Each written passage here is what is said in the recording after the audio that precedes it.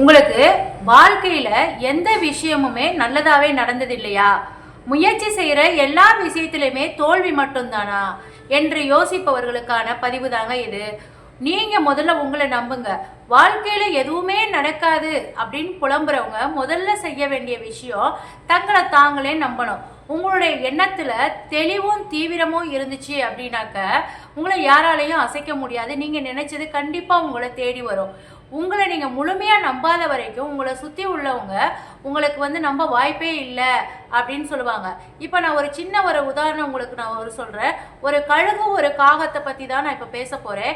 காகத்தினுடைய கூட்டுல ஒரு கழுகு தான் யாரு அப்படின்னு தெரியாமலேயே காகமாவே நினைச்சிட்டு வாழ்ந்து வந்துச்சான். வானத்துல உயர பறக்கும் போது அந்த கழுகை பார்த்து நம்மளாலேயே அது மாதிரி பறக்க முடியுமா அப்படின்னு அதுக்கு ரொம்ப ஏக்கமா இருந்துச்சான். அப்ப காக்கா நம்மளால முடியாது, அது கழுகு இனம் கூறி அதோட நம்பிக்கையே உடைச்சிருச்சான். நான் இந்த மாதிரி பல நேரத்தில் நம்மளை பற்றி மற்றவங்க கிட்ட நம்ம அபிப்பிராயம் சஜஷன் கேட்டால் நம்மளுடைய டேலண்ட் என்ன, நம்மளுடைய திறமை என்ன அப்படிங்கிற உணராமலேயே நம்ம அவங்க கிட்ட கேட்டுட்டு இருக்கதா தான் அர்த்தம். நம்மளுடைய ஆள் மனசுக்கு ஒரு பெரிய சக்தி இருக்குது. ஜெயிப்பேன் அப்படின்னு சொல்லிட்டு நம்மளுடைய ஆள் மனசில் சொன்னால் நம்மளுடைய ஒவ்வொரு தோல்வியும் கூட வெற்றியாக மாறும். தோல்வியிலேருந்து நீங்கள் என்ன கற்றுக்கணும் அப்படின்னாக்கா, லேர்னிங் ஃப்ரம் ஃபெயிலியர்ஸ்.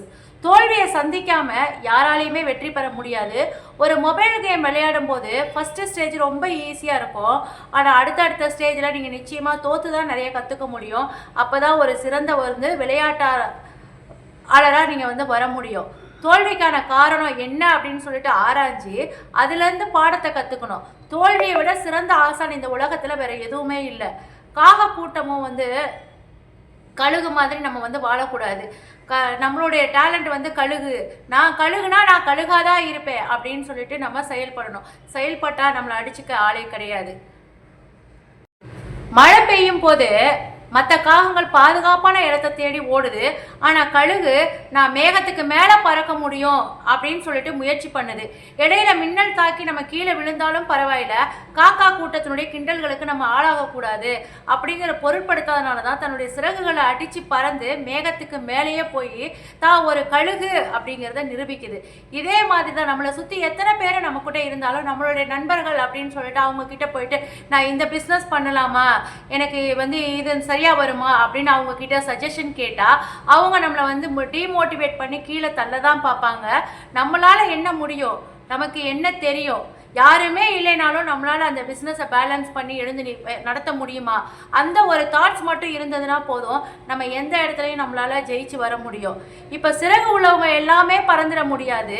சிறகோட வீரியம் தெரிஞ்சவனால தான் உயர பறக்க முடியும்.